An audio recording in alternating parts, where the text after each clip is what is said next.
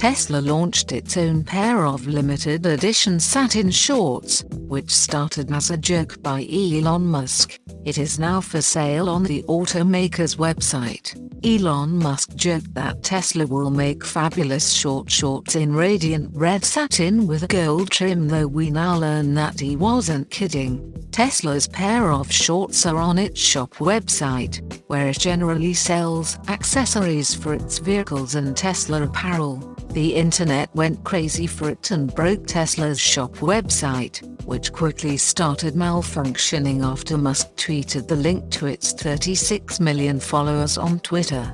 Tesla is selling the shorts for $69.42, numbers often used in juvenile jokes, but $420 is also the price at which Musk planned to take Tesla private a few years ago. Musk also planned to send some Tesla shorts to the SEC, who sued him over his statement that he secured funding for private investors to buy Tesla at $420 at the time. Let us know in comments section about how do you feel about Tesla's satin shorts.